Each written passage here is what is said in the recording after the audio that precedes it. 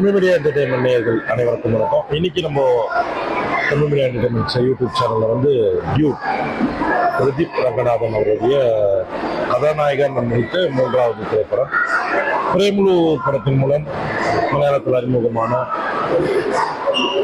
Heroine தான் இந்த படத்தில் வந்து நடிச்சிருந்தாங்க. மேற்கொண்டு பார்த்தீங்கன்னா சரத்குமார் வந்து ஒரு கேரக்டர் பண்ணியிருக்காரு. நீண்ட இடைவெளிக்கு பிறகு வந்து சரத்குமார் வந்து ஒரு அப்பா கேரக்டரில் ப்ளஸ் அவர் வில்லனா இல்லை காமெடியா என்ன பண்ணுறாருன்னு எனக்கு தெரியல. ஏதோ ஒன்று பண்ணிட்டு இருக்க படம் ஃபுல்லாக. இன்னொன்று பிரதீப் ரங்கநாதனை பொறுத்த வரைக்கும் முதல் படத்தில் வந்து கோமாளின்ற திரைப்படத்தில் இயக்குனராக அறிமுகமாகி அதுக்கப்புறம் லவ் டுடே ப்ளஸ் அதுக்கப்புறமா தொடர்ந்து அவர் ஹீரோவாக தான் இப்போ பண்ணிட்டு இருக்காரு.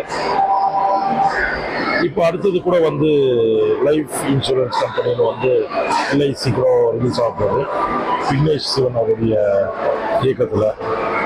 பிரதீப் ரங்கநாதனை பொறுத்த வரைக்கும் ஆரம்ப காலகட்டத்தில் அவர் நடிப்பு வந்து ரொம்ப இயல்பாக இருந்தது.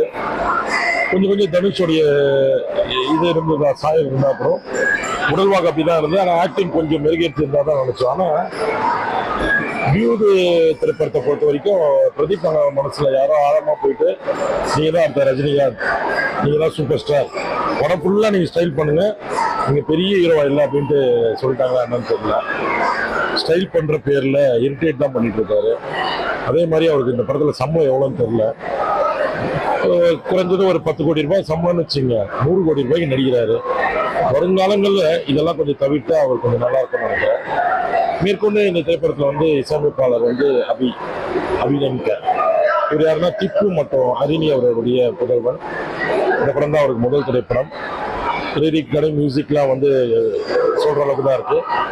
தொடர்ந்து ஒரு 10 படம் கிட்ட வந்து அவர் கமிட் ஆகிருக்காரு.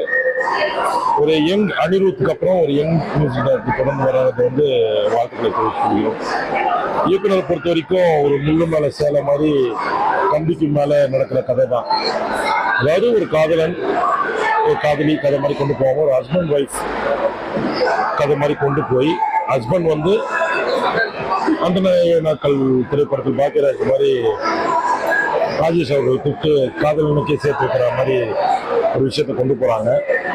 இப்போ இருக்கிற ஸ்க்ரீன் பிளேல வந்து இப்போ இருக்கிற ஜென்ரேஷனும் இது பிடிச்சிருக்கோம். பட் ஜாதி விஷயத்த நடுவில் கொண்டு வராங்க. ஆணவ கொலைய மையமாக இருக்கிற மாதிரி கொண்டு வராங்க.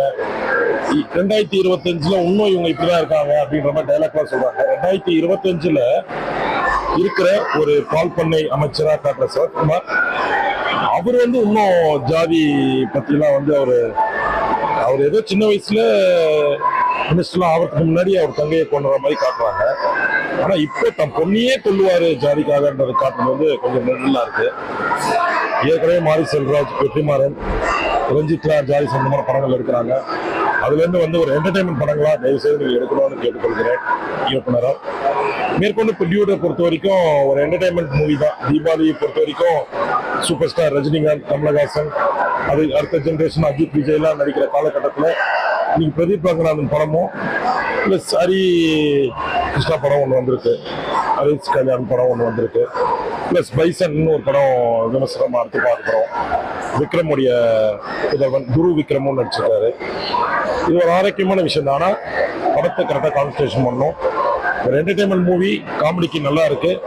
வருங்காலங்களில் பிரதீப் ரங்கநாதன் ஒரு ஆக்டிங்கை கொஞ்சம் கம்மி பண்ணிட்டு ஓவர் ஆக்டிங் இல்லாமல் ஆக்டிங் பண்ணால் நல்லா இருக்கும். டியூட் டீமுக்கு நம்ம வாழ்த்துக்களை சொல்கிறோம். தமிழ் மீடியா என்டர்டைன்மெண்ட் நேயர்கள் அனைவருக்கும் வணக்கம்.